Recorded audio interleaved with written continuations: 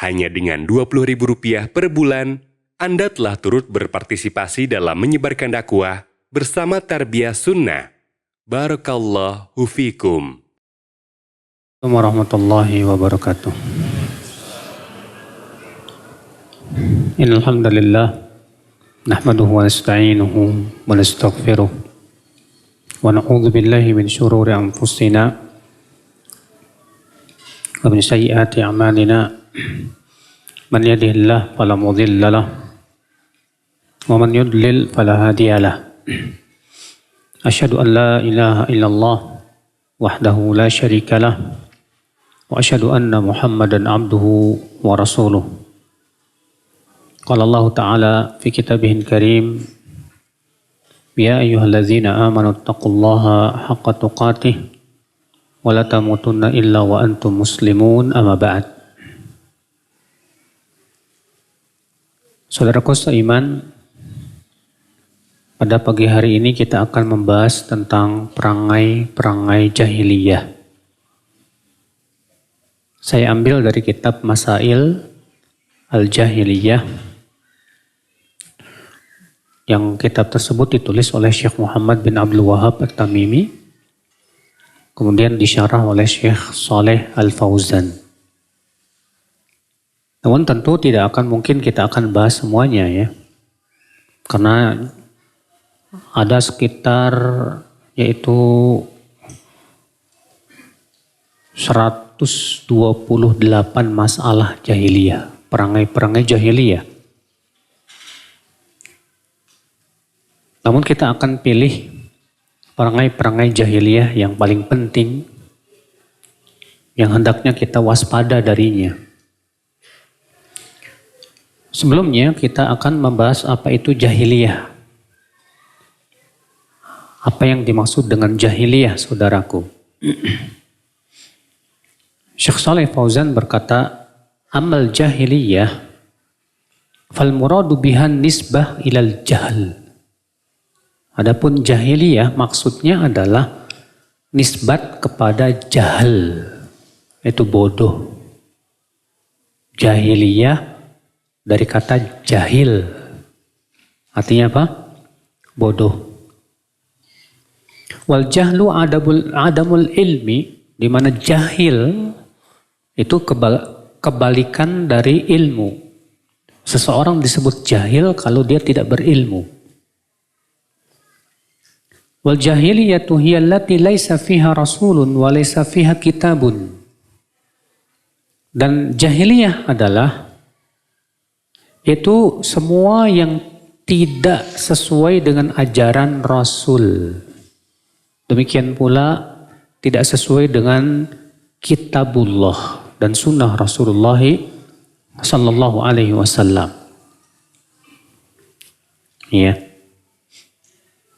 Wal muradu biha, dan yang disebutkan dalam Al-Quran jahiliyah, yaitu sebelum datangnya Islam.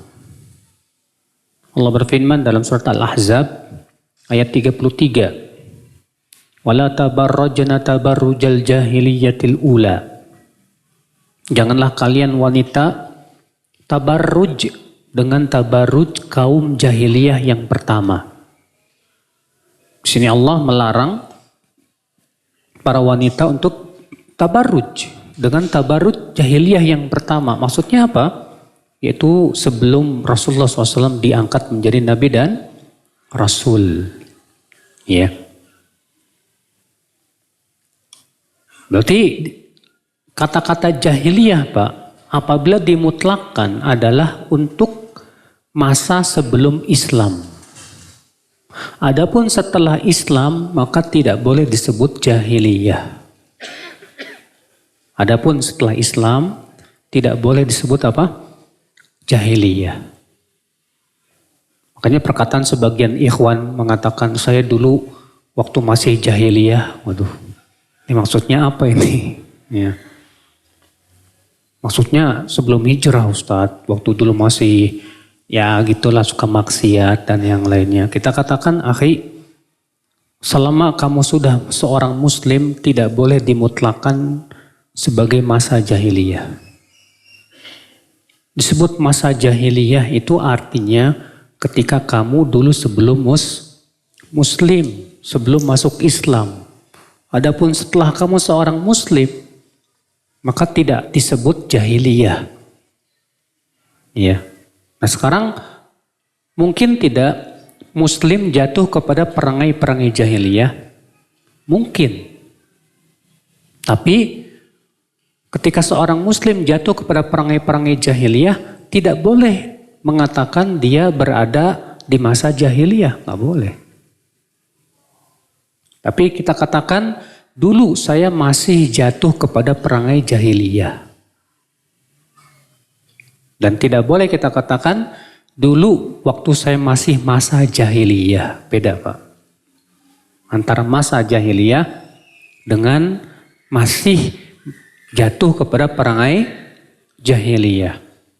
Kalau masa jahiliyah berarti apa? Kita dulu masih kafir.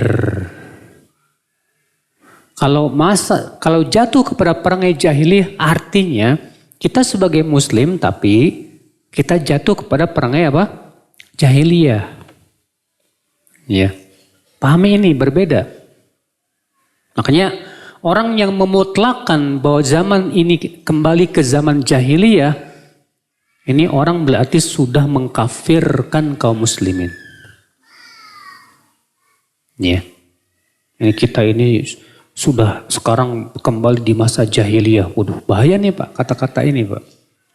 Kenapa? Karena kata-kata jahiliyah sudah kita sebutkan apabila dimutlakkan itu maksudnya sebelum Islam. Ya, atau yang disebut dengan masa-masa kekafiran. Ya. Nah, ikhwatlah Islam azani Allah wa yakum. Nah, ketika kita sudah muslim, sudah masuk Islam, kita diminta untuk masuk Islamnya secara total tidak Pak? Hah? Iya. Kita harus total dalam masuk Islam. Allah mengatakan, ya ayyuhalladzina amanu dkhulu fis-silmi kaffah. Hai orang-orang yang beriman, masuklah ke dalam Islam secara kafah. Apa itu kafah Pak?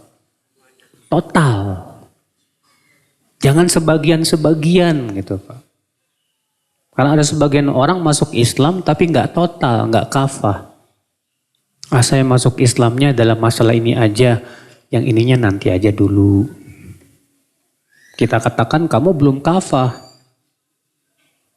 Kafah itu kapan? Kalau kita memang benar-benar ya pertama melaksanakan ajaran Islam secara keseluruhan. Yang kedua, meninggalkan perangai-perangai jahiliyah. Makanya sudah kita sebutkan perangai jahiliyah ini adalah perangai yang bertabrakan dengan perangai Islam sebagai seorang muslim. Ya. Maka dari itu, akhi, orang yang masih jatuh kepada perangai-perangai jahiliyah, kita katakan berarti kamu muslimnya belum kafah, belum. Sementara kita disuruh totalitas dalam keislaman, Pak. Kita diminta untuk kafah, sebagaimana sudah kita sebutkan tadi. Lalu apa perangai-perangai jahiliyah itu, saudaraku sekalian? Banyak ya. Yang pertama, kesyirikan. Yang pertama apa? Kesyirikan. Kesyirikan itu termasuk perangai jahiliyah. Dan di antara macam kesyirikan, yaitu apa? Berlebih-lebihan terhadap orang soleh. Berlebih-lebihan terhadap orang soleh. Ini termasuk perangai jahiliyah. Kenapa Pak? Karena Allah menceritakan dalam Al-Quran tentang kaumnya Nabi Nuh. Kaumnya Nabi Nuh dulu itu menyembah 5 patung, Pak. Siapa namanya? Wad, Suwa, Yawuth, Ya'uq, dan Nasr. Itu Bapak bisa buka di dalam surat Nuh. Dalam surat Nuh. Apa kata kaumnya Nabi Nuh? Wa qalu la tadharunna ya alihatakum wa la tadharunna wadda wa la suwa'a wa la yaghutha wa ya'uqa wa nasra. Mereka berkata, jangan tinggalkan Tuhan-Tuhan kalian. Jangan tinggalkan Wad, Suwa, Yaghuth, Ya'uq, dan Nasr. Siapa 5 orang ini, Pak? Abdullah bin Abbas, seorang sahabat Nabi, ketika menafsirkan ayat ini, apa kata beliau? Haula'i qaumun salihun. Mereka ini adalah orang-orang yang soleh waktu hidupnya. Falamma matu, ketika 5 orang soleh ini meninggal dunia, sawwaru tilkas suwar. Mereka kemudian menggambar. Itu digambar, Pak.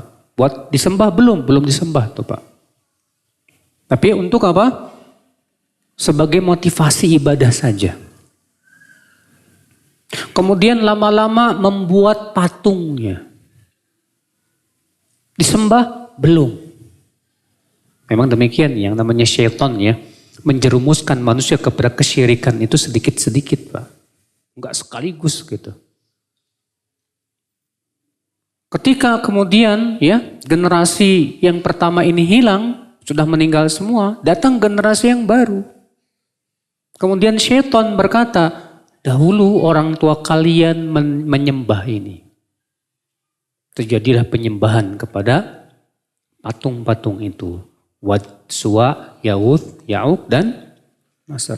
Ternyata Pak, asal muasalnya adalah dari gulu. Berlebihan dalam mencintai orang soleh. Berarti kita nggak boleh mencintai orang soleh. Kita tidak berkata berlebihan. Mencintai orang soleh itu wajib, Pak. Mencintai para ulama itu wajib, Pak. Mencintai wali-wali Allah itu wajib, Pak. Tapi ada tapinya. Jangan sampai menjadikan mereka tandingan selain Allah. Ini yang jadi masalah. Iya. Sebab ketika kita menjadikan para wali, orang-orang soleh, tandingan selain Allah, kita sudah jatuh kepada perangai jahiliyah. Allah menceritakan tentang orang musyrikin Quraisy. Orang musyrikin Quraisy di zaman Rasulullah SAW diutus itu, Pak, mereka memiliki 4 patung terkenal besar. Latta, Uzza, siapa? Manat, Hubal.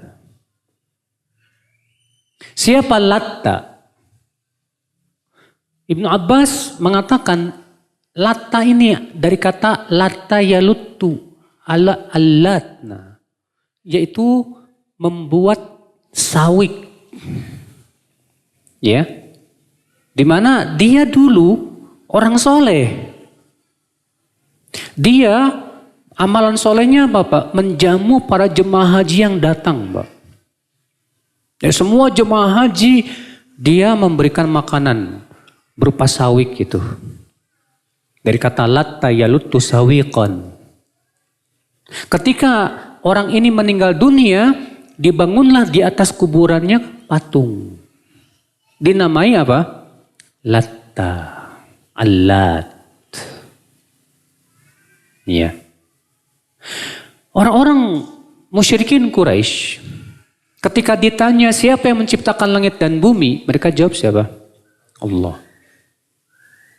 Iya. Buka dalam surat Luqman ayat 25. Surat Luqman ayat 25. Allah mengatakan wala in sa'altahum man khalaqas samawati wal arda la yaqulunna Allah. Kalau kamu bertanya kepada mereka, siapa yang menciptakan langit dan bumi? Mereka akan menjawab Allah. Bukan Latta? Bukan. Bukan Uzza? Bukan. Hubal, Manat? Tidak. Ternyata orang musyrikin Quraisy itu, Pak, meyakini yang menciptakan langit dan bumi Allah, bukan Latta, bukan Uzza, bukan Hubal. Kemudian ketika ditanya, kenapa kalian beribadah kepada mereka? Apa kata mereka? Allah sebutkan dalam surat Az-Zumar ayat 3. Surat Az-Zumar ayat berapa? Ya, ayat 3. Ya. Allah mengatakan walladzina takhadhu min dunihi awliya ma na'buduhum illa liyuqarribuna ilallahi zulfa. Dan orang-orang yang mengambil tandingan selain Allah, mereka berkata, kami tidak beribadah kepada mereka kecuali agar mereka ini mendekatkan diri kami kepada Allah dengan sedekat-dekatnya. Tuh lihat. Jadi orang-orang musyrikin Quraisy ketika ditanya siapa yang menciptakan langit dan bumi? Allah. Siapa yang memberikan rezeki? Allah. Tapi kenapa kamu meminta kepada siapa? Latta. Kata mereka apa? Kami tidak beribadah kepada mereka kecuali agar mereka ini kan orang soleh.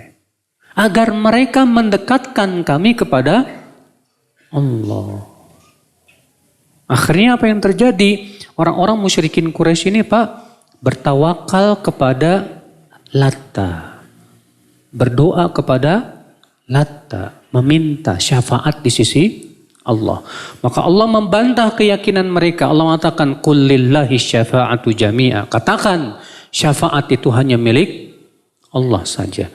Siapapun tidak bisa memberikan syafaat tanpa izin Allah dan ridhonya. Nah, orang-orang musyrikin Quraisy ini jahiliyah mereka, Pak. Maka kalau misalnya ada kaum muslimin yang datang kepada kuburan orang soleh misalnya, Pak. Lalu dia minta kepada mayat yang ada di kuburan itu. Berdoa kepada mayat yang ada di kuburan itu dan tawakal kepadanya, dia sandarkan hatinya kepada mayat tersebut, maka dia sudah jatuh kepada perangai jahiliyah. Dan bahkan ini syirik besar. Ya. Syirik besar dengan ijma' para ulama yang bisa mengeluarkan pelakunya dari Islam. Jadi kita nggak boleh menghormati orang soleh. Boleh ya akhi, menghormati orang soleh itu harus Pak. Mencintai orang soleh sekali lagi harus. Cuma kan caranya itu Pak. Jangan sampai kita menjadikan mereka wali-wali Allah, orang-orang soleh itu sebagai tandingan selain Allah. Ini yang jadi masalah. Ya, di negeri kita lihat banyak Pak menggambar wali songo. Bahkan saya pernah masuk ke sebuah musola, ada 9 gambar Pak. Saya nanya, ini gambar siapa? Wali songo ini. Masya Allah. Mirip dengan perbuatan kaumnya Nabi Nuh. Perbuatan kaumnya Nabi Nuh dahulu seperti itu. Menggambar dulu Pak. Iya. Makanya Nabi SAW bersabda, "Fa inna asyaddan nasi 'adzaban yaumal qiyamah al-musawwirun." Sesungguhnya di antara orang yang paling keras siksanya nanti pada hari kiamat yang menggambar gambar yang bernyawa itu. Hadisnya sahih riwayat Bukhari dan Muslim. Makanya semua ulama sepakat menggambar gambar yang bernyawa itu tidak boleh, haram. Saudaraku sekalian, azani Allah wa iyyakum. Nah ini akhi, perangai jahiliyah yang harus kita waspadai, yaitu menjadikan wali-wali Allah sebagai tandingan selain Allah. Wajib kita yakini wali Allah itu adalah hamba Allah. Yang kewajiban wali Allah adalah menaati Allah dan Rasul. Wajib. Kenapa? Di sebagian firqah Islam, terutama yang namanya tasawuf itu Pak. Sebagian orang-orang tasawuf yang ekstrim punya keyakinan wali itu katanya lebih tinggi dari Nabi dan Rasul. Sampai-sampai pentolan mereka yang bernama Abul Bistom berkata, maqamun nubuwati fil barzakhi fuwaiqar rasul wa dunal wali. Nabi di alam barzakh itu di atas Rasul, di bawah wali. Wah, Masya Allah. Jadi yang paling bawah apa? Rasul. Di atas Rasul siapa? Nabi. Di atas Nabi siapa? Wali. Masya Allah. Ini kata disebutkan oleh Al-Hafidh Ibnu Hajar dalam Fathul Bari, ini keyakinan zindiq. Ini keyakinan apa? zindiq. Kita umat Islam yakin yang paling tinggi siapa? Rasul. Di bawah Rasul siapa? Nabi. Baru di bawahnya siapa? Wali. Maka kewajiban wali ngikutin syariat siapa? Nabi dan Rasul. Tapi mereka, sebagian orang-orang sufi membalikan. Orang kalau sudah sampai derajat wali, nggak perlu lagi ikut syariat Nabi. Kenapa kata mereka? Karena wali lebih tinggi dari Nabi dan Rasul. Makanya nggak aneh kalau ada sebagian pesantren yang kiainya mensetubuhi anak santrinya. Karena bagi mereka yang sudah sampai kepada derajat wali itu tidak perlu lagi terikat dengan syariat Nabi. Ini bahaya banget, Pak. Keyakinan seperti ini sangat merusak Islam, Pak. Ya. Nah, hakikatnya adalah inhilal an syariatillah, membolehkan seseorang keluar dari syariat Allah Azza wa Jalla. Padahal Rasulullah SAW manusia yang paling utama di sisi Allah. Tapi ibadahnya Rasulullah luar biasa, Pak. Sampai beliau sholat tahajud sampai kakinya bengkak-bengkak Rasulullah SAW itu. Iya. Nah ini saudaraku sekalian. Ini ya perangai jahiliyah yang pertama. Kemudian yang kedua di antara perangai jahiliyah, ya, itu termasuk perangai-perangai jahiliyah, yaitu Pak berbangga dengan fanatik golongan, Pak. Lebih membanggakan isme. Misalnya seseorang punya partai yang dia banggakan partainya, fanatik dengan partainya. Atau yang ini punya organisasi, fanatik dengan organisasinya. Pokoknya kalau situ nggak ikut organisasi saya, situ musuh saya. Waduh, ini repot nih, Pak. Akhirnya mengadakan permusuhan hanya gara-gara apa? Beda organisasi, beda partai. Ini termasuk jahiliyah. Termasuk perangai apa? Jahiliyah. Dalilnya firman Allah itu di dalam surat Ar-Rum ayat 31, 32. Allah mengatakan apa? Wala takunu minal musyrikin minal ladzina farraqu dinahum wa kanu syi'a kullu hizbin bima ladaihim farihun. Jangan kalian menjadi orang-orang seperti orang-orang musyrikin itu. Yaitu orang-orang yang memecah belah agama mereka. Dan mereka menjadi berkelompok-kelompok. Dan setiap kelompok berbangga, bergembira dengan apa yang ada pada kelompoknya. Surat berapa tadi, Mas? Ya? Surat berapa? Ar-Rum ayat 31-32, Masya Allah. Allah mengatakan, jangan kalian menjadi orang seperti orang-orang musyrikin. Kenapa? Karena mereka orang-orang musyrikin, kata Allah, suka memecah belah agama mereka itu. Dan mereka menjadi berkelompok-kelompok. Lalu Allah menyebutkan di akhir ayat itu sebuah kata kuncinya, Pak. Apa itu? Yaitu Allah mengatakan setiap kelompok bergembira dan berbangga dengan apa yang ada pada apa? Kelompoknya, golongannya. Kalau sudah yang dibanggakan kelompoknya, saya yakin pasti pecah. Pokoknya yang masuk surga hanya yang masuk kelompok saya saja. Waduh, kalau sudah seperti repot ini. Yang gak masuk kelompok saya neraka. Iya. Kita katakan emang surga milik kelompok ente ya? Ya akhi, surga milik Allah. Yang berhak masuk surga yang mengikuti Allah. Bukan ngikutin kelompok ente. Ya. Kalau kelompok kamu sesuai dengan Allah dan Rasulnya, itu pun tidak boleh kamu berbangga dengan nama kelompok. Tetap tidak boleh. Karena masalahnya kita terkadang Pak, maaf aja Pak, suka bikin organisasi. Organisasi ini, organisasi itu, yayasan ini, yayasan itu. Boleh-boleh saja. Hukum asal membuat organisasi, yayasan boleh, kata para ulama. Yang tidak boleh itu Pak, kalau sudah sampai kepada derajat fanatik. Pokoknya kalau yang ngadain kajian bukan yayasan saya nggak mau ikut. Wah, ini udah mulai nih Pak. Ini sudah masuk bibit-bibit hizbiyah. Ya. Hati-hati saudaraku. Soalnya untuk masalah yang disebut dengan perkara jahiliyah yang kedua ini Pak, banyak orang yang tidak sadar. Iya. Ada orang, contoh, ada ikhwan ngepen banget sama seorang ustadz.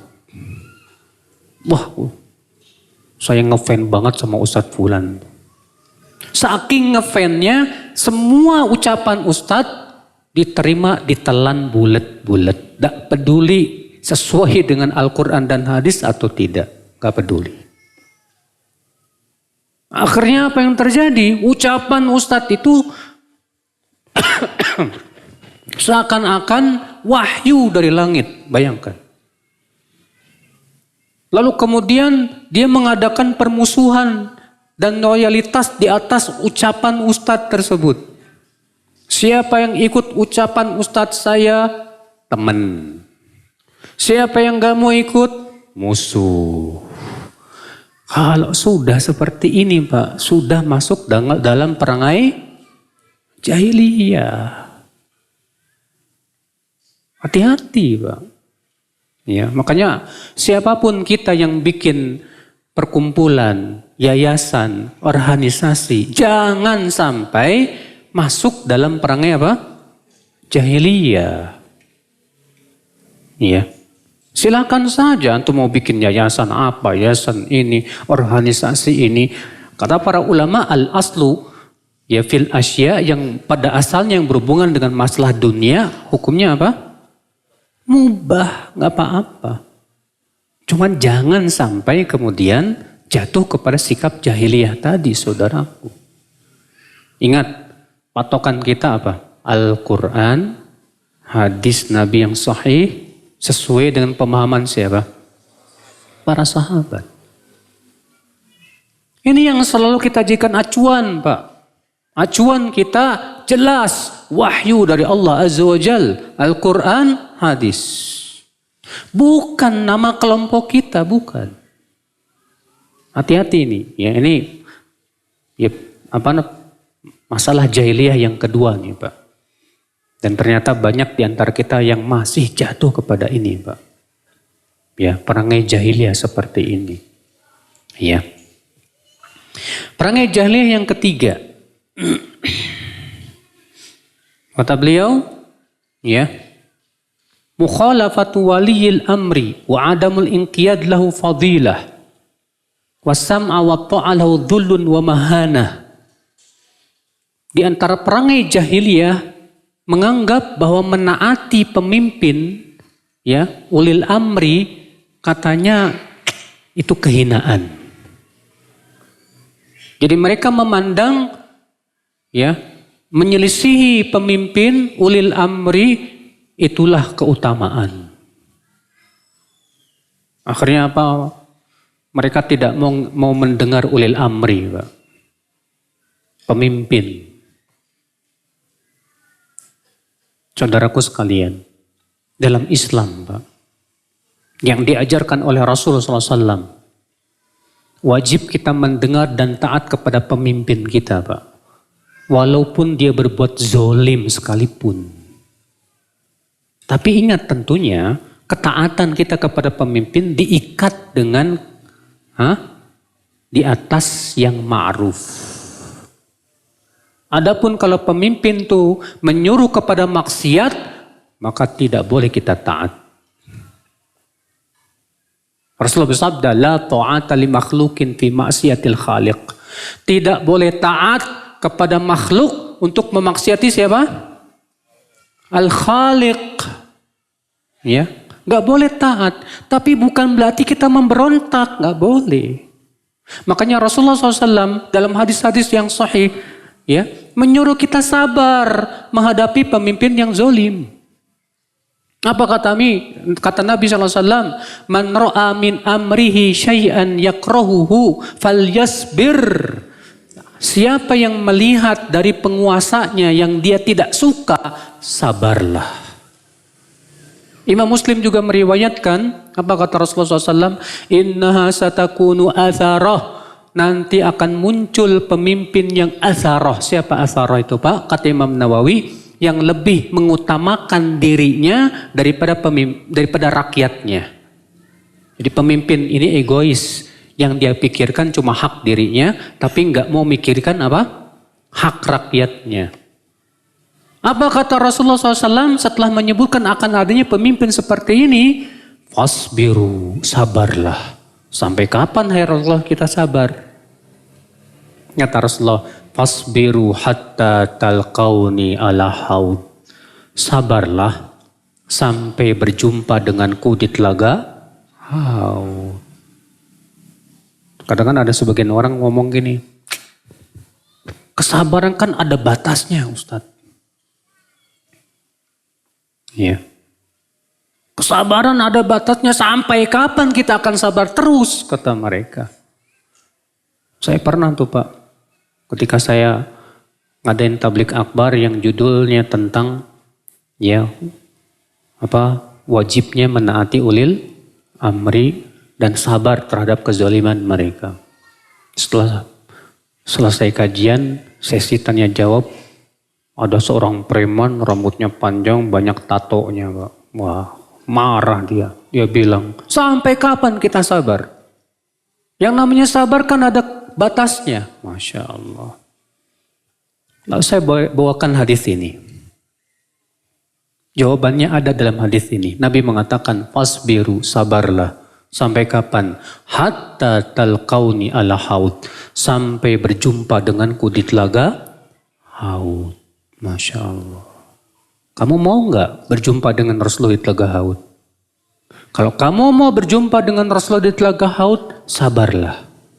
Kalau kamu tidak sabar, berarti hadis ini menunjukkan bahwa orang yang tidak sabar terancam tidak bisa bertemu dengan Rasulullah di telaga haud, saudaraku sekalian. Berat? Berat tidak Pak? Ya. Menghadapi pemimpin yang menzolimi kita berat nggak Pak?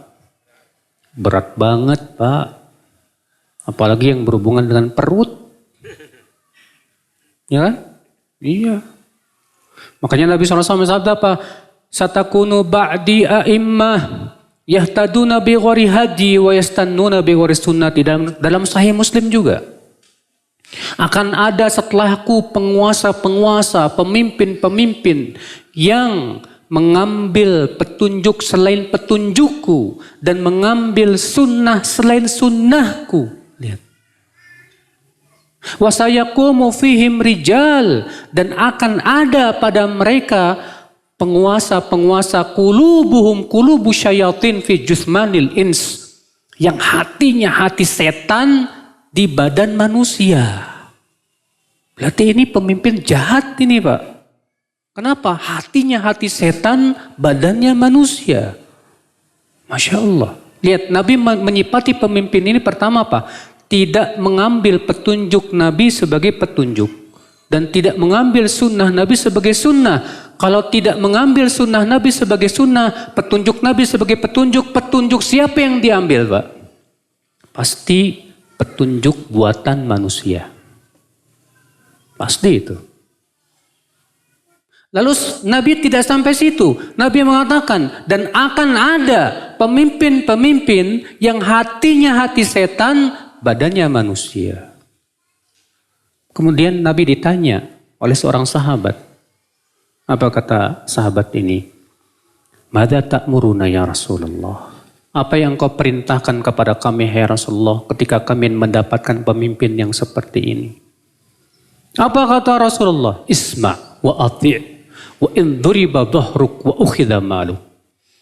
Tetap kamu mendengar dan taat dalam perkara yang ma'ruf. Walaupun badanmu dipukul, hartamu diambil. Waduh, berat Pak, berat. Ya. Banyak orang yang berusaha mendoifkan lafaz ini Pak. Padahal lafaz ini ada dalam Sahih Muslim. Dan disahihkan oleh banyak ulama dan banyak syawahidnya. Bahkan asar para sahabat seperti Umar menasihati sama dengan nasihat ini. Dan asar itu sahih. Cuma masalahnya memang berat Pak. Kita antum kalau dizolimi oleh pemimpin geram nggak Pak? Kesel nggak Pak? Wah pengennya sih doain mampus loh gitu Pak. Ya Allah mudah-mudahan tuh orang cepat mampus misalnya. Masya Allah. Pernah akhul Islam Al-Hasan Al-Basri mendengar seorang laki-laki mendoakan keburukan dan kebinasaan atas Hajjaj bin Yusuf. Hajjaj bin Yusuf ini panglima perangnya Abdul Malik bin Marwan. Dan dia membunuh 120.000 kaum muslimin. Ya. Dengan cara dibiarkan kelaparan sampai mati. Yaqtulunahum sabron. Akhirnya orang ini saking bencinya kepada Hajjaj. Dan memang membenci pemimpin yang zalim boleh-boleh saja sebetulnya Pak. Kita tidak boleh setuju dengan kezalimannya. Tapi kita tetap tidak boleh memberontak. Apa kata orang ini? Allahumma alaika bihajjaj. Ya Allah, binasakan si Hajjaj itu ya Allah. Apa kata Al-Hasan Al-Basri? La taf'al. Jangan berdoa seperti itu. Saya khawatir Allah kabulkan doamu. Lalu si Hajjaj binasa ternyata penggantinya kera dan babi. Maksudnya saya khawatir Allah kabulkan doamu ternyata penggantinya lebih kejam dari dia. Makanya antum misalnya mendoakan keburukan kepada penguasa yang zalim. Antum yakin nggak yang menggantikannya bahkan lebih baik? Hah? Belum tentu Pak. Kita aja Pak sudah merasakan deh. Dulu bagaimana ratusan ribu mahasiswa turun ke jalan minta Pak Soeharto turun. Ya kan? Turunlah Pak Soeharto. Sekarang tinggal kenangan. Muncul gambar enakan zamanku toh. Cuma bisa gigit jari. Ternyata enakan zaman Soeharto ya katanya. Iya.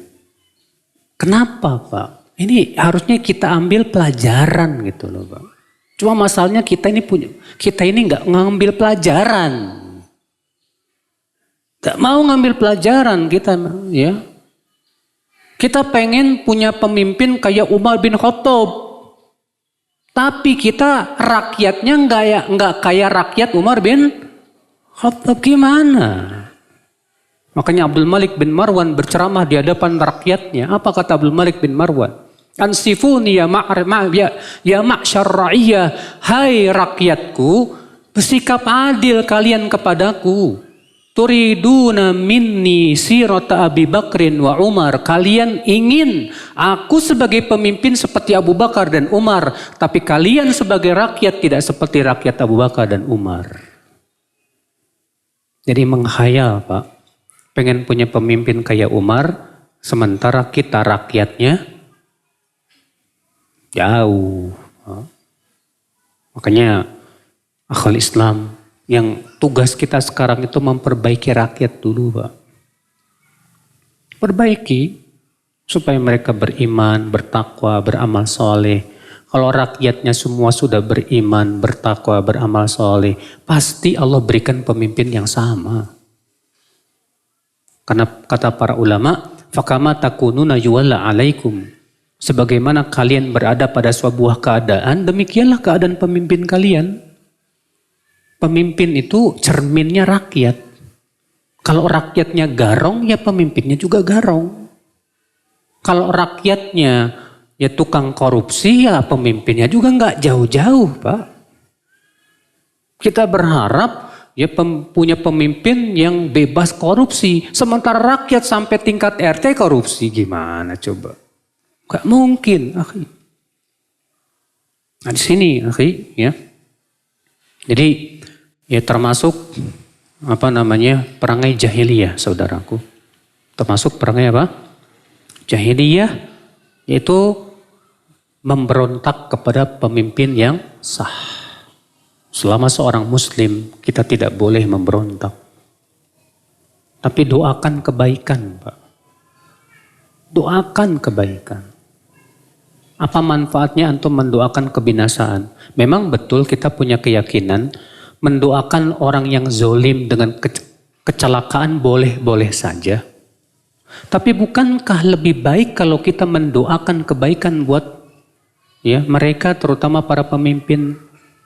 Bahkan Imam Al-Barbahari, Pak, Imam Al-Barbahari, ya, menyebutkan tentang di antara tanda Ahlus Sunnah itu apa? Kata Imam Al-Barbahari, "Idza ra'aita rajulan yad'u lis-sultani fa'lam annahu min ahli sunnati insyaallah." Kalau kamu melihat ada orang yang mendoakan kebaikan untuk penguasa, maka itu tandanya dia ahlu sunnah insyaallah.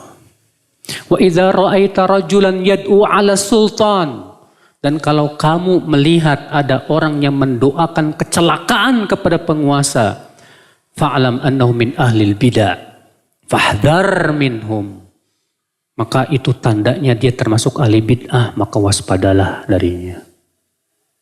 Sampai Imam Al-Barbahari mengatakan demikian dalam kitab Syarhus Sunnah.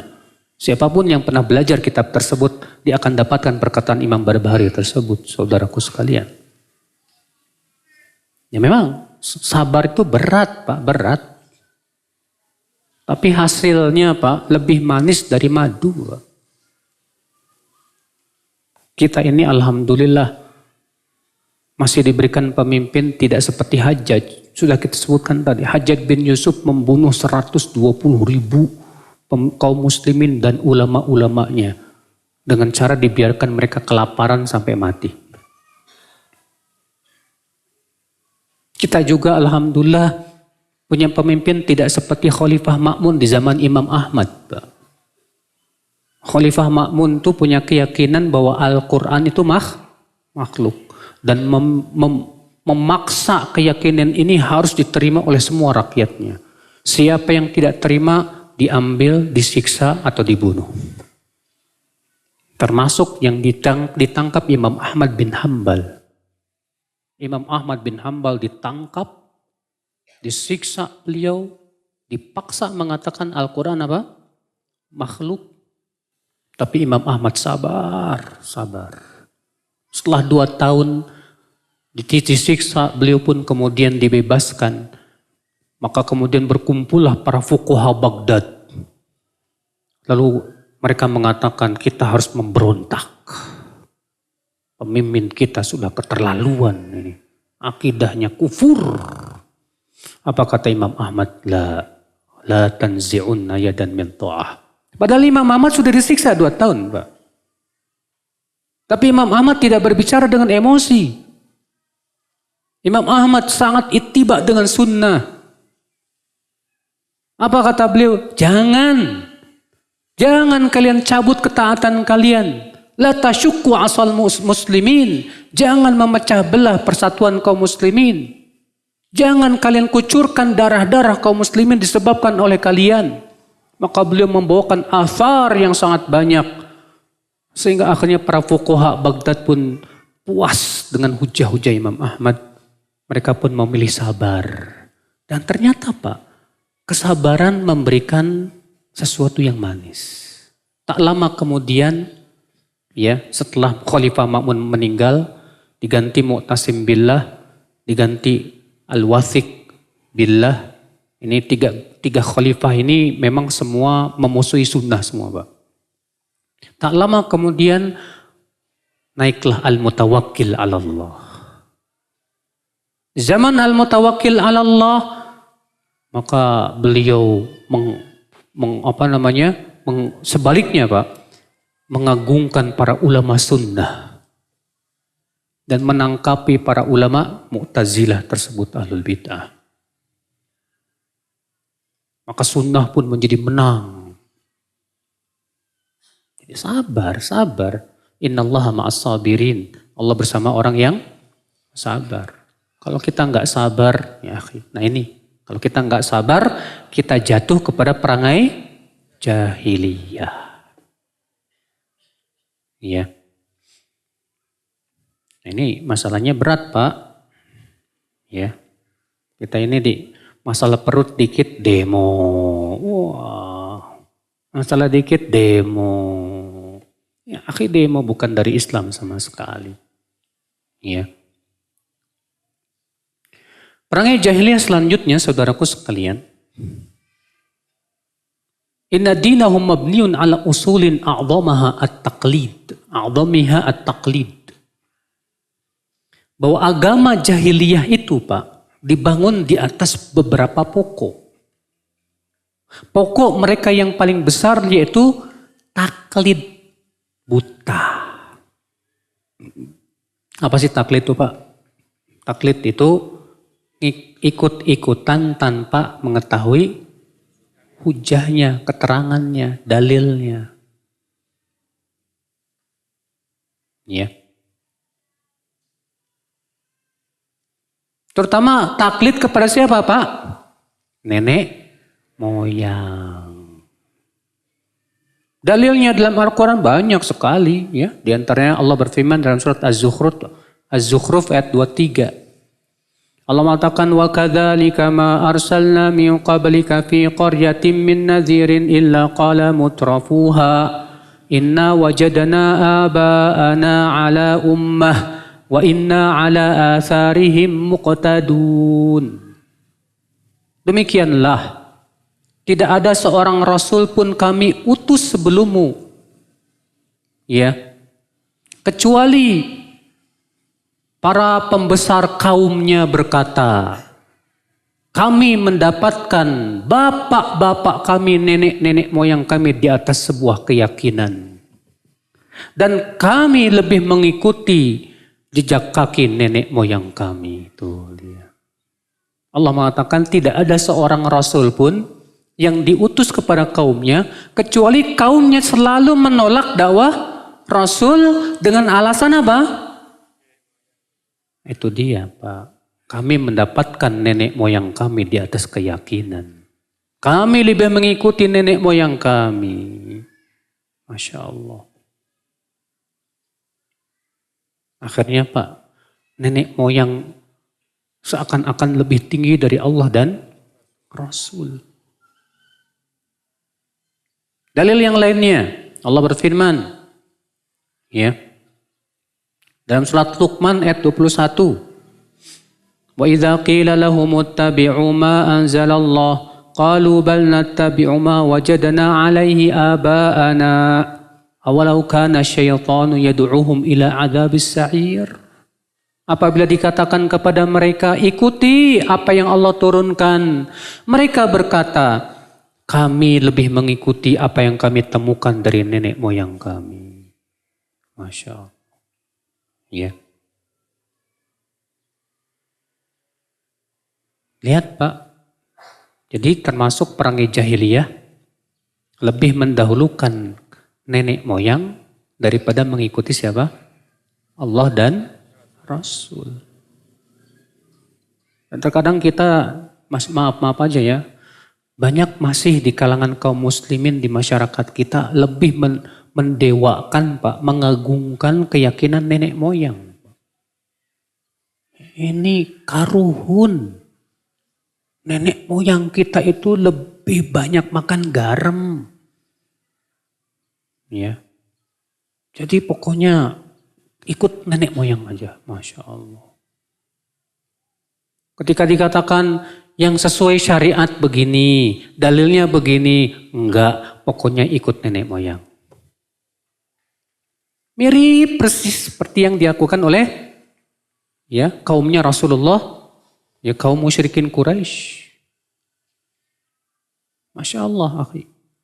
Ketika ada seorang ikhwan pengen menikah dan pengen nikahnya sesuai dengan syariat Rasulullah, ternyata orang tuanya masih kuat berpegang kepada adat yang ternyata kalau adatnya tidak bertabrakan dengan syariat enggak masalah, Pak. Ini masalahnya terkadang adatnya mengandung kesyirikan. Pokoknya harus ikut adat. Dimandiin kembang, disuruh nendang telur, nendang semangka. Katanya kalau ditendang semangkanya pecah nanti akan begini. Kalau enggak akan begini. Aduh. Belum lagi ketika istrinya hamil 4 bulanan. Nanti dibikin lagi perayaan-perayaan, ritual-ritual. Digelindingin telur di perutnya. Kelunung. Kalau pecah katanya ini bakalan ya perempuan apa laki-laki. Ya gimana lah gitu Pak. Ada aja keyakinan-keyakinan. Yang itu sama sekali tidak berasal dari Islam Pak. Bukan kita tidak menghormati adat. Tapi masalahnya syariat lebih tinggi daripada apa? Adat. Adat itu kan buatan nenek moyang. Dan nenek moyang itu makhluk. Hamba Allah. Kewajiban kita makhluk ngikutin siapa? Allah pencipta makhluk, pencipta manusia dong. Kita tidak mengingkari adat. Kalau adat itu tidak berseberangan dengan syariat, ya kita amalkan. Memang dalam kaidah usul fikih ada bahkan kaidahnya apa? Al-adatu muhakkamah. Adat istiadat bisa menjadi patokan dalam hukum syariat. Tapi di sana ada pembicaraan para ulama. Kapan adat istiadat bisa jadikan hukum Pak, patokan dalam hukum syariat Pak? Kalau tidak ada batasannya dalam apa? Syariat, maka batasannya dikembalikan kepada adat istiadat. Selama itu tidak bertabrakan dengan syariat. Makanya syariat Islam tidak menolak adat 100%, tidak juga menerima 100%. Syariat Islam menetapkan adat-adat yang bagus, yang sesuai dengan apa? Ya, syariat Allah Azza wa Jalla. Ya. Contoh misalnya, antum kalau mau nikah kan suka ada seserahan dulu kan ya Pak. Seperti ini boleh, gak masalah. Karena tidak bertabrakan dengan syariat. Silahkan saja. Ya. Antum kita orang Indonesia pakai koko, pakai sarung, pakai peci hitam, boleh gak masalah. Itu tidak bertabrakan dengan apa? Syariat. Tapi kalau pakai baju laki-laki pakai baju awewe, aduh ini mah jelas Pak. Ini namanya menentang apa? Syariat. Ya. Mau disebut tren ke, fashion ke, apa ke, kalau itu bertabrakan dengan syariat, tidak boleh kita terima saudaraku. Ikhwatul Islam, saudaraku seiman, azani Allah wa iyyakum. Nah ini ya. Jadi termasuk perangai jahiliyah apa? Taklid buta kepada nenek moyang. Kalau taklid kepada ulama boleh enggak? Boleh. Bagi orang awam. Dalilnya firman Allah, fas'alu ahla dzikri in kuntum la ta'lamun. Tanya ahlinya jika kamu tidak tahu. Maka kalau kita sudah bertanya kepada seorang ulama, lalu ulama menjawab, kita wajib menjalankan fatwa ulama tersebut. Kecuali kalau ternyata fatwa ulama bertabrakan dengan apa? Al-Quran dan hadis. Dan kita tahu fatwa ini bertabrakan dengan Al-Quran dan hadis, tidak boleh kita ikuti apa? Fatwa ulama tersebut. Saudaraku seiman, azani Allah wa iyyakum. Nah ini ya. Jadi ini termasuk perangai apa? Jahiliyah. Ya. taklid kepada nenek moyang. Yang kelima Pak, perangai jahiliyah. Apalagi Pak? Kata beliau, al-iktiraru bil aktsar. Tertipu dengan jumlah mayoritas. Wa yahtajjuna bihi ala sihhati syai'. Dan menjadikan jumlah mayoritas sebagai hujah untuk menilai sesuatu itu benar atau tidak. Ya. Wa yastadilluna ala butlani syai' bi ghurbati wa qillati ahli. Dan mereka berdalil dengan jumlah mayoritas untuk menghukumi yang minoritas sebagai perkara yang batil. Jadi mereka menganggap kalau jumlah mayoritas pasti benar. Tertipu dengan jumlah yang paling banyak. Maka Allah Subhanahu wa taala pun membatalkan keyakinan ini, Pak. Allah berfirman dalam surat Al-An'am ayat 116. Wa in tuti aktsara man fil ardi yudhilluka an sabilillah. Kalau kamu menaati kalau kamu menaati manusia yang ada di muka bumi ini, kebanyakan manusia, kalau kamu menaati kebanyakan manusia yang ada di muka bumi ini, mereka akan menyesatkan kamu dari jalan Allah. Allah mengatakan bahwa kebanyakan, mayoritas manusia di bumi ini justru menyesatkan. Allah berfirman, wa qalilum min ibadiyasy syakur. Sedikit sekali dari hambaku yang bersyukur. Berarti mayoritas manusia tidak bersyukur. Makanya dalam Islam, untuk menentukan atau menjadikan parameter ini benar atau salah bukan mayoritas. Dalam Islam untuk menentukan parameter ini benar atau salah, dalil dari Al-Quran, hadis, dan apa yang dipahami oleh salafus salih. Ya. Sekarang saya mau tanya, Pak. Umat Islam di seluruh dunia berapa persen sih, Pak? Jumlah manusia seluruh dunia, ya, berapa miliar? Umat Islamnya berapa miliar? Hah? Ada yang pernah tahu nggak? Manusia seluruh dunia ini yang saya pernah baca sekitar 7 miliar Pak jumlahnya. Dan umat Islam tuh hanya 1,5 miliar. Berarti sisanya umat Islam bukan? Kalau jumlah mayoritas itu sebagai parameter, berarti umat Islam sesat dong. Kenapa? Karena umat Islam paling sedikit. Sedikit saudaraku. Dibandingkan dengan mayoritas yang ada di muka bumi ini. Manusia seluruhnya. Kalau antum tinggal di negeri yang di situ minoritas umat Islamnya, Pak. Antum tinggal di negeri yang umat Islamnya apa? Minoritas. Apakah berarti gara-gara antum minoritas di sana antum jadi sesat? Ya enggak lah. Maka kalau kita menganggap sesat gara-gara dia minoritas, berarti kita jatuh kepada perangai apa? Jahiliyah. Ya. Maka dari itulah Pak, dalam menilai parameter kita, dalam menilai kebenaran atau tidak, berdasarkan wahyu dari Allah yang Allah turunkan kepada Rasulullah Sallallahu Alaihi Wasallam. Mana dalilnya? Kamu mengatakan bahwa ini halal, ini haram. Mana dalilnya? Kamu mengatakan ini sunnah. Mana dalilnya? Kamu mengatakan ini termasuk syariat. Mana dalilnya? Karena syariat milik Allah Azza wa Jal. Syariat ini milik siapa? Milik Allah. Jangan sekali-kali mengatakan ini halal, ini haram, ini sunnah, ini bid'ah, ini kecuali dengan burhan. Bukti dari Allah dan Rasulnya. Ada kaidah-kaidahnya Pak. Jelas Pak. Alhamdulillah Islam ini agama ilmiah Pak. Rasulullah sudah menjelaskan semuanya Pak.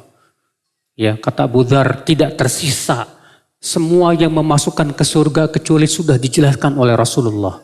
Dan tidak tersisa semua yang menjerumuskan ke neraka kecuali sudah dijelaskan oleh Rasulullah Sallallahu Alaihi Wasallam. Sudah dijelaskan. Cuma kitanya aja tinggal belajar. Tinggal apa? Tinggal belajar. Banyak di antara kita Pak, kalau ngomong agama seenak udel. Kemarin ada ikhwan nanya ke saya, Ustadz. Di keluarga saya ada rencana mau menghajikan bapak yang sudah meninggal. Terpilihlah adik saya yang disuruh menghajikan. Sementara saya nggak boleh. Alasannya katanya saya sudah haji. Sementara adik saya belum haji. Jadi katanya ini kita pilih yang belum haji aja sekalian haji. Masya Allah. Terus padahal saya sudah bilang ke keluarga saya, Ustadz, Bu, tidak boleh menghajikan orang kecuali kalau syaratnya satu. Syaratnya yang menghajikan itu sudah haji. Berdasarkan hadis riwayat Tirmizi. Ada seorang laki-laki berkata, Labbaik an Syubrumah. Dia rupanya mau menghajikan orang yang bernama apa?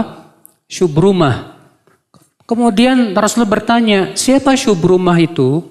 Kata dia saudaraku ya Rasulullah. Kata Rasulullah, hajajta an nafsik, kamu sudah menghajikan dirimu sendiri belum? Belum.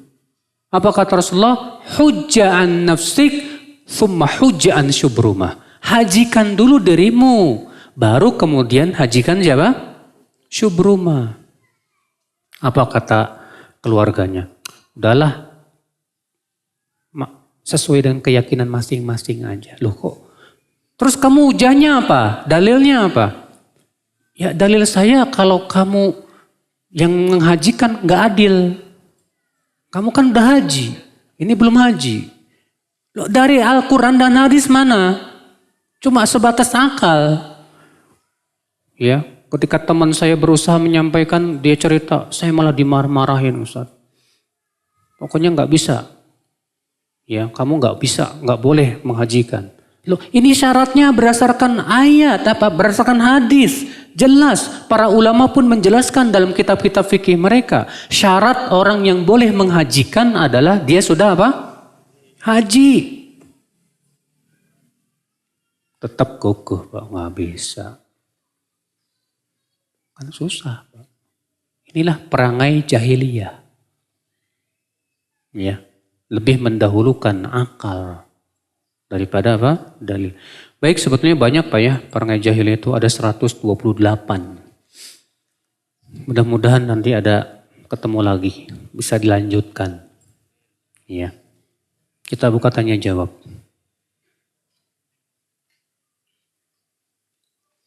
Kalau ada acara 4 atau 7 bulanan Ustadz, boleh enggak acaranya isinya pengajian? Boleh, tapi pengajian tentang hukum mengadakan acara 4 bulanan.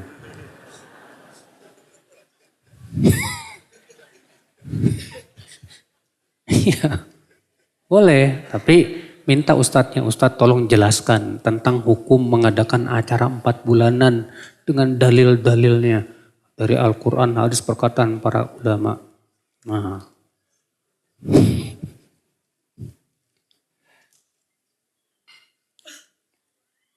Kalau kita merasa bangga dengan kajian sunnah, termasuk perangai jahiliyah, Pak, kalau memang itu kajiannya jelas, qala Allah, qala Rasul, wa qala sahabah, ya memang kita harus ikut. Bukan karena kelompoknya, tapi karena kesesuaiannya dengan Al-Quran dan hadis dan pemahaman sahabatnya.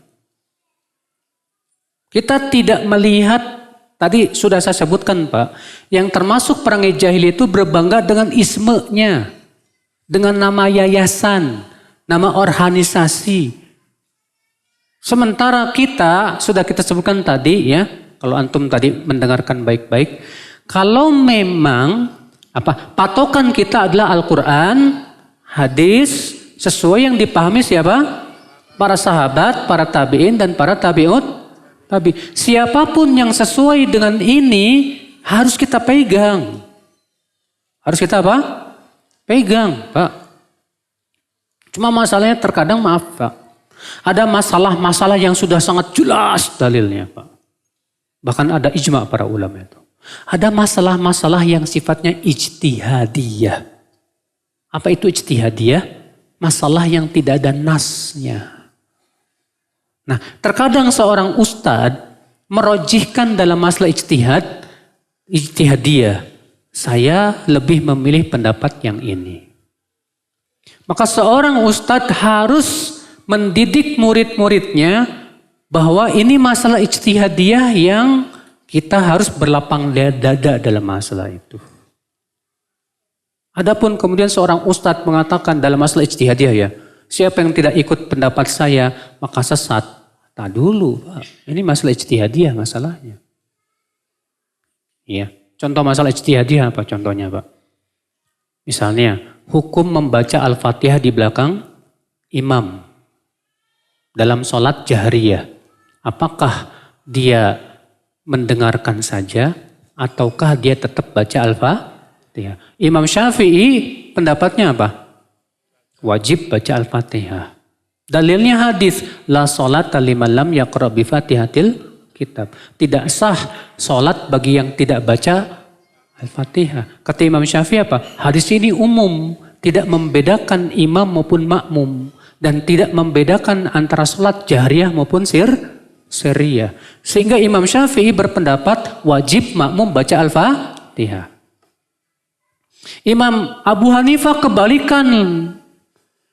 Makmum nggak boleh baca apa-apa, baik sholat jahar maupun sir. Alasannya berhujah dengan hadis bahwa bacaan makmum sudah ditanggung imam. Imam Ahmad tengah-tengah. Imam Ahmad mengatakan kalau sholat yang dikeraskan, diam. Berdasarkan ayat, wa idza quri'al Qur'anu fastami'u lahu wa ansitu. Kalau dibacakan Al-Qur'an, dengarkan dan diam. Berarti kalau sholat jahar, diam. Kalau sholat sir yang tidak dikeraskan, wajib baca, kata Imam Ahmad. Tengah-tengah dalam hal ini. Nah ini kan Pak, walaupun masing-masing ulama berhujah dengan dalil tidak Pak? Tapi tidak ada nas dalam masalah ini. Nas itu artinya dalil yang sangat tegas, sangat jelas dan gamblang. Kita hanya merojihkan saja yang memandang ini yang paling kuat. Tapi tidak boleh menyesatkan yang lain. Misal Bapak, saya pendapatnya merojihkan pendapat Imam Ahmad. Kalau jahar, diam. Kalau sir, baca. Ya sudah, amalkan saja. Adapun kemudian mengatakan itu yang baca Al-Fatihah di belakang iman ahli bid'ah itu. Wah ini bahaya Pak, nggak boleh. Ini bukan masalah-masalah yang telah ada nas yang sharih, bukan. Ya. Terkadang Pak, yang diributkan di masyarakat itu justru masalah ini Pak. Masalah yang sudah jelas ijma ulamanya, malah dianggap, udahlah nggak usah dipermasalahkan. Aneh. Ya. Nah, ini saudaraku sekalian ya. Jadi kalau kita misalnya bangga dengan sebuah kajian karena kajian ini kita lihat sesuai dengan Al-Quran, hadis pemahaman salafus soleh, karena itunya bukan karena namanya loh Pak. Silahkan. Tapi kalau sudah berbangganya dengan nama, nah ini yang berbahaya. Ya. Jangan kita berbangga dengan atribut. Ya.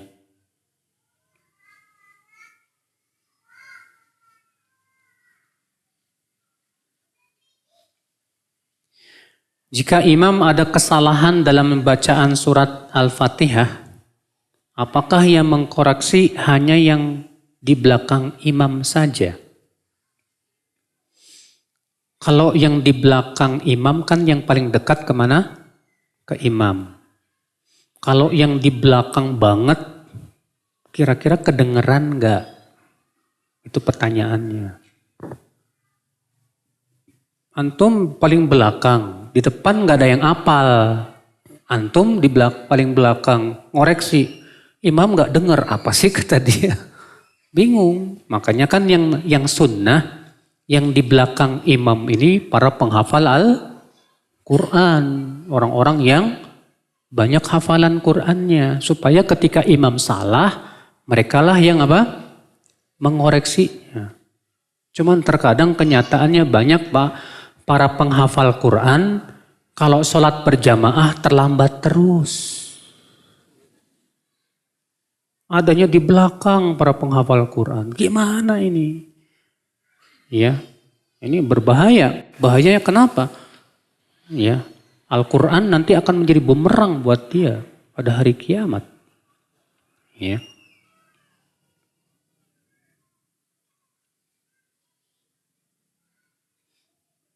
Bagaimana dengan suami yang meyakini sholat id tidak harus ngikutin ulil amri?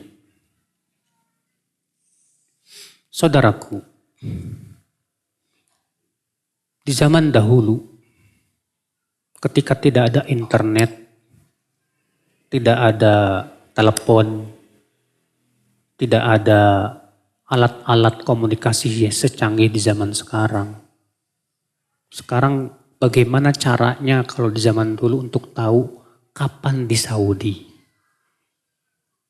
Hah? Ini biasanya sih ya, sering terjadinya gara-gara ngikutin apa? Saudi, Pak. Sekarang di zaman nenek moyang kita, Pak, nggak ada telepon, nggak ada apa-apa. Terus gimana dong caranya ngikutin yang ada di Saudi, Pak? Kesono di zaman dulu pakai kapal, bahkan berbulan-bulan baru sampai. Terus gimana dong ngasih taunya zaman dulu? Zaman dulu pasti, dan ini sesuatu yang sangat yakin, masing-masing negeri menentukan sendiri. Pasti itu. Iya. Karena kan masalah kemarin Pak, yang ribut puasa ikut Arafah atau ikut ya negeri masing-masing, otomatis sholatnya juga. Sekarang Rasulullah SAW baru haji tahun keberapa? Tahun 10. Sebelum itu ada yang haji nggak Pak? Ada. Rasulullah memerintahkan Abu Bakar untuk haji tahun 9. Di tahun ke-9 Rasulullah menyuruh Abu Bakar untuk apa? Haji. Karena haji diwajibkan di tahun yang ke-6. Kemudian kemudian Rasulullah menyuruh Abu Bakar untuk haji. Karena Rasulullah belum sempat untuk apa?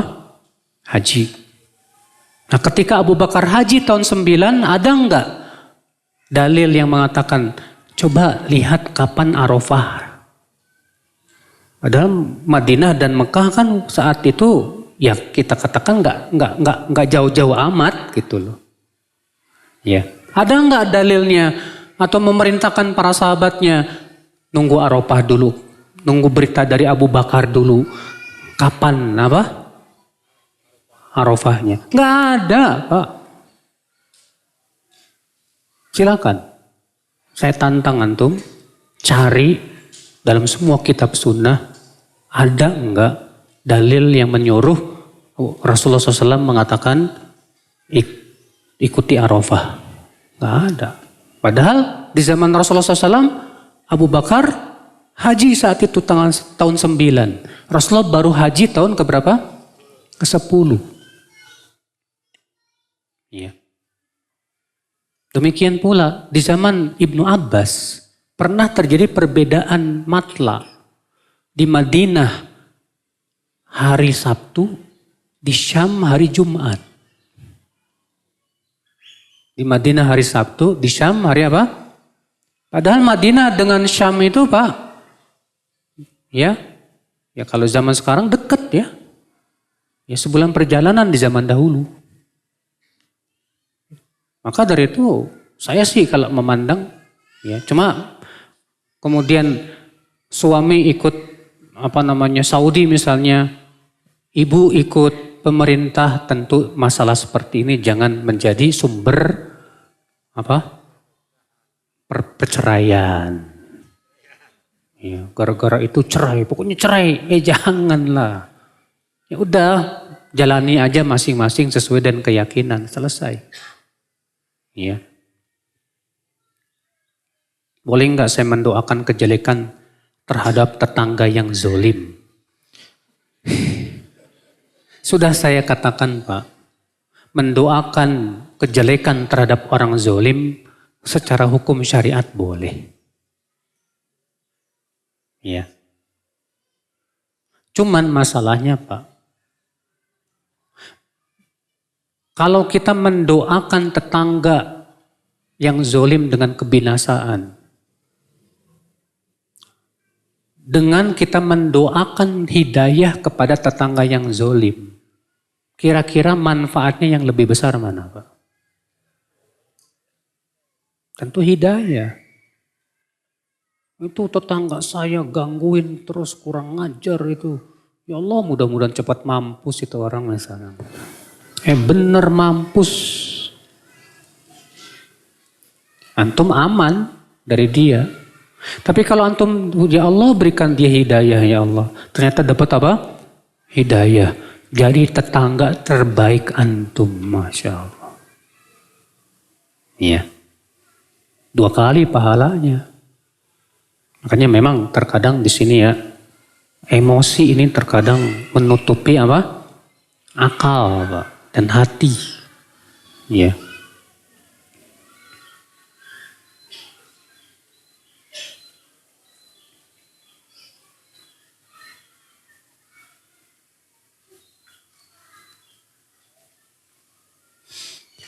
Fenomena di kalangan para penuntut ilmu, ada yang mentahdir beberapa ustadz dan menggiring opini agar kami tidak ikut dan tidak suka terhadap ustadz tersebut. Bagaimana dengan perilaku oknum ini Ustadz? Ini sebetulnya sudah dibahas oleh Syekhul Islam Ibn Taimiyah. Ya, dalam kitab beliau Majmu' Fatawa di jilid 28. Beliau berkata begini, "Idza hakamal ustadzu idza hakamal ustadzu bihajri syakhsin wajaba alaihi an yanzur." Apabila seorang ustadz memberikan vonis untuk meninggalkan seseorang, jangan ngaji sama dia atau jangan deketi dia dan yang lainnya, wajib dia lihat alasannya dulu. Sesuai enggak dengan syar'i? Sesuai enggak? Karena banyak sekarang ini desas-desus. Ternyata setelah kita tabayun enggak benar Pak. Lihat beliau sudah memberikan kepada kita sebuah Sebuah kaidah yang bagus sekali. Bahwa kalau ada seorang ustadz menghukumi untuk menghajar itu artinya meninggalkan seseorang, wajib alaihi an yanzura fi, wajib dia untuk memeriksa, melihat apa alasannya. Fa in hakama bidzambin syar'iyyin, kalau ternyata hujahnya kuat dan bahwasanya orang yang dihukumi ini memang jatuh kepada kesalahan, maka cukup kita hukumi sesuai dengan kadar kesalahannya saja, tidak boleh lebih. Tidak boleh lebih. Nah, terkadang Pak, perselisihan misalnya ustadz ini dengan ustadz itu ternyata terkadang masalah-masalah ijtihadiyah yang sebetulnya kita tidak perlu untuk memaksakan pendapat kita. Tapi kalau memang ternyata terbukti bahwa ustadz yang ditahdir ini keyakinannya menyimpang misalnya. Misalnya dia punya keyakinan khawarij, takfiri misalnya. Atau dia punya keyakinan qadariyah misalnya. Atau dia punya keyakinan misalnya murji'ah misalnya. Kalau sudah jelas, maka yang kita pikirkan adalah Ya, pertama, saya sebagai penuntut ilmu bagaimana menyelamatkan saya sendiri dari keyakinan yang tidak tersebut. Karena keselamatan agama tentu yang terbesar, saudaraku. Ya. Yang kedua, kita jangan gembira dengan kesalahan dia, Pak. Kadang kita kan merasa gembira dengan kesalahan ketika mendengar seorang muslim jatuh kepada kesalahan, kita gembira, Pak. Syukurin lu. Jangan. Justru kita sedih. Kita doakan mudah-mudahan dia dapat apa? Hidayah. Kalau bisa kita bisa menyampaikan ilmu kepada dia, hujah kepada dia untuk supaya dia mau rujuk. Alhamdulillah. Ya. Nah ini saudaraku.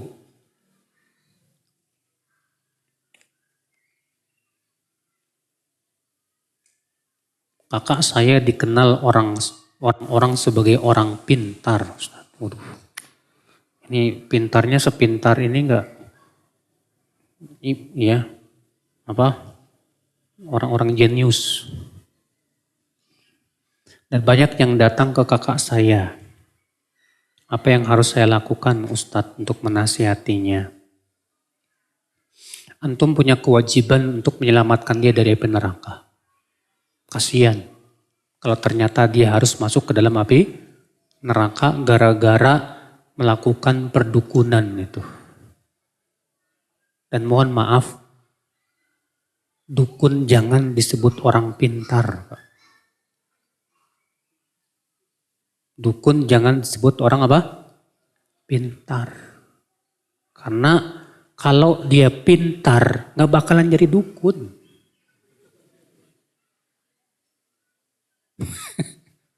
Kalau dia pintar gak bakalan jadi dukun. Kenapa dia disebut orang pintar? Karena yang datang orang-orang bodoh. Jadi ini kasihan nih Pak. Kakak antum lagi. Antum harus berpikir dan memutar otak caranya gimana menyelamatkan dia dari api neraka. Gimana caranya saya bisa memberikan nasihat kepada dia? Ya, saudara kandung antum. Ya, seharusnya dia lebih berhak untuk antum dakwahi daripada siapapun. Karena Allah berfirman, "Qu anfusakum wa ahlikum", pelihara dirimu dan keluargamu dari api neraka. Dia keluargamu. Usahakan jangan, terkadang kan tadi takut malah jadi mudor. Nih kata-kata takutnya ini yang jadi penghalang. Ketika mau dakwah ditakut-takutin. Nanti kalau kamu dakwahi nanti begini, nanti begitu, Jangan pikirkan itu, dakwahi dulu. Dengan kalimat yang lembut, dengan akhlakul karimah, sampaikan dengan hujah ilmiah dan yang lainnya, jelaskan. Mudah-mudahan dia mau rujuk. Antum jangan kira Pak, dukun itu tidak akan bertaubat. Saya waktu tahun 2012 berdakwah ke Bengkulu, sebuah tempat namanya Curup. Di situ ketemu ikhwah. Dan ikhwah ini Masya Allah, dia bisa bahasa Arab dan banyaklah menguasai matan-matan ilmu. Dia cerita, ini dulu dukun paling disegani di sini Ustaz. Di Curup. Dia dulu dukun yang paling ditakuti di Curup. Karena dia cerita ke saya sudah menguasai banyak ilmu Ustaz, sampai ke negeri Pasundan, Jalak Harupat saya kuasai. Iya. Saya pergi ke Jawa Tengah, saya pergi ke Jawa Timur. Berbagai macam ilmu perdukunan sudah saya kuasai. Saya bahkan bisa terbang, saya bisa jalan di atas air. Dukun-dukun di Curup gak ada yang berani sama dia. Rupanya dia dapat hidayahnya gara-gara apa Pak? Teman SD-nya pulang dari Libya. Teman SD-nya ternyata kuliahnya di mana? di Lipia. Pulanglah ke Curup, ketemu sama dia, debat, mikir akhirnya. Benar juga dia ya. Akhirnya dia tinggalkan perdukunan itu, Pak. Sekarang gantian dia belajar bahasa Arab, ini, kemudian jadi ustadz. Jadi jangan kita anggap dukun tuh gak bakalan taubat. Banyak dukun yang taubat itu sebetulnya. Iya. Makanya jangan putus asa. Jangan putus asa. Iya. Apalagi itu kakak antum, akhi.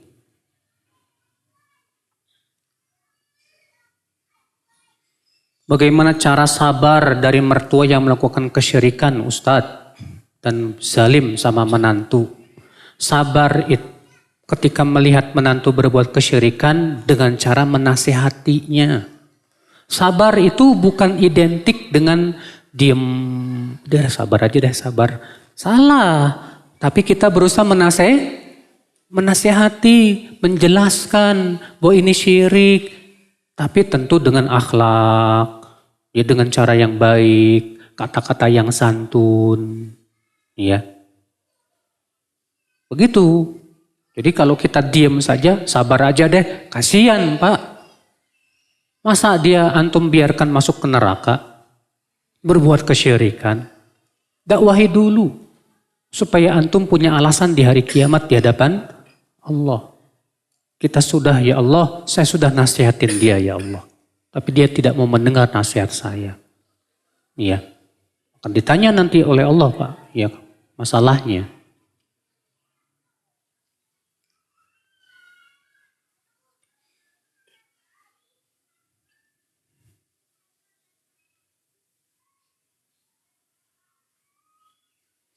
Apa saya salah Ustadz mengikuti kajian yang sesuai dengan sunnah saja? Sekarang saya mau tanya, kalau tidak sesuai sunnah ngapain diikutin? Sebaik-baik petunjuk siapa? Rasulullah. Kalau kajiannya nggak sesuai dengan petunjuk Rasulullah, terus gimana dong? Masa mau ikutin juga? Ya. Justru yang harus kita ikuti memang yang sesuai dengan petunjuk Rasulullah SAW. Makanya Rasulullah SAW setiap khutbah Jumat mengatakan apa? Fa inna asdaqal hadithi kitabullah wa khairal hadi Muhammadin sallallahu alaihi wasallam. Sesungguhnya sebenar-benar ucapan adalah kitabullah. Sebaik-baik petunjuk adalah petunjuk Rasulullah sallallahu alaihi wasallam. Ya.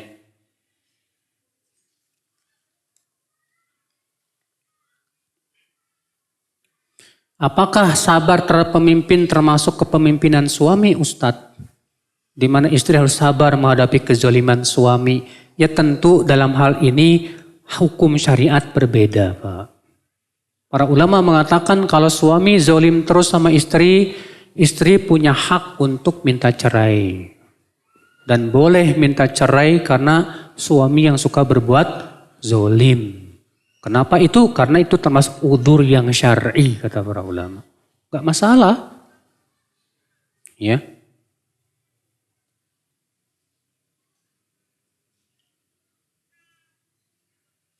Mohon doa untuk Masjid Imam Ahmad bin Hambal. Kita doakan mudah-mudahan Allah memberikan kepada mereka kemudahan dalam membangun masjid dan memberikan hidayah kepada penguasa di Bogor. Ya, dan hidayah juga kepada orang-orang yang tidak suka supaya dibukakan hati mereka. Ya, doakan kebaikan, Pak. Sebab kalau kita doakan kebaikan, insya Allah itu masjid jadi. Ya, kalau Allah kabulkan doa dengan doa-doa apa? Kebaikan. Doakan pemimpin-pemimpinnya, rakyat dan orang-orang yang tidak suka dengannya. Karena ya sebetulnya yang menghalang-halangi itu Pak, itu bukan masyarakat setempat, bukan. Kebanyakan dari apa? Jauh, bayaran semua itu. Ya. Tapi ya kita sebagai yang udah ngaji manhaj salaf pun juga tidak boleh menimbulkan memaksakan diri yang sehingga menimbulkan mudaratnya jauh lebih besar. Ya udah, kita hanya sebatas berdoa, kita yakin kita punya Allah. Dan Allah kalau sudah menolong hambanya tidak akan ada yang bisa apa? Ya, mencelakakan. Mudah bagi Allah. Cuma masalahnya kesabaran sedang diuji, itu aja. Iya. Subhanakallah bihamdik. Asyhadu an la ilaha illa anta astaghfiruka wa atubu ilaik. Assalamualaikum warahmatullahi wabarakatuh.